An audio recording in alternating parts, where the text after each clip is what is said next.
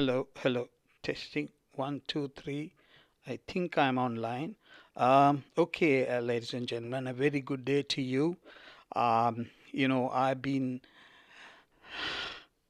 have actually promised to do this study on the laws of God, and I promised this to my viewers that I will cover this section because it is an important section for us to understand why we need the Messiah. So I apologize for the long delay, and I hope, dear friends, that you will find this study interesting. So, okay, where do we start? Okay, right, here we are. Right, okay, so the people can see me. Okay, so why do we need the laws of God? Um, okay, let's look at it this way. Now, laws are needed so that there can be law and order and peace in a society. If there are no laws, there will be total chaos. Why? Why will there be total chaos? Because man by nature has now become a lawbreaker.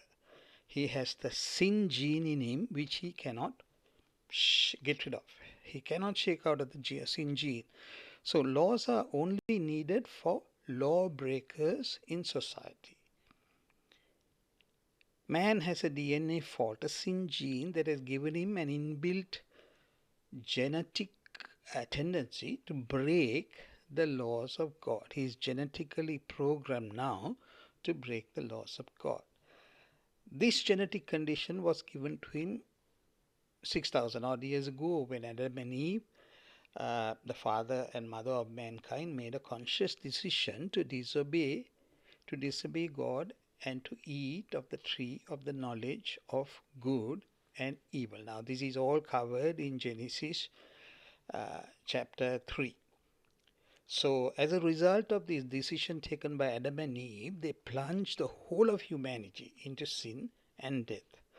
So, the result of this choice is that man has become a sinner.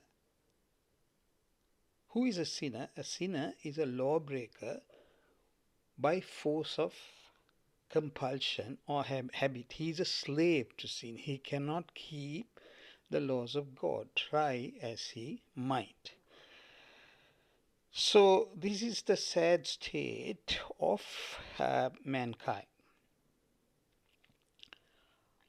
Now, let's see what are the laws of God. Now, what do we mean by the laws of God? If you go into the book of Exodus, the laws of God are called are commonly or popularly known as the Ten Commandments. There are 10 commandments that the Lord gave Moses for the children of Israel to keep after they had been supernaturally delivered from the Egyptians. So we will go into it later. We cannot cover everything today. God wanted a covenant relationship with the children of Israel. So you will read about it in the book of Exodus. I can't deal with all the nitty-gritty details today. However, in a nutshell, after 430 years in Egypt, Egypt was the superpower at that time. After 430 years in Egypt, 430 years of slavery in Egypt, God supernaturally intervened to rescue the children of Israel from slavery, and he destroyed the Egyptian army. That was a supernatural act. He parted the Red Sea and he paved a way for the children of Israel to cross the Red Sea and go on the, and to go on their way to the promised land.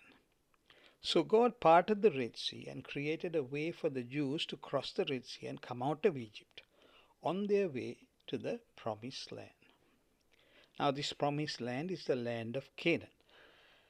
So uh, I will just leave it at that at this point in time. I don't want to go into too many details.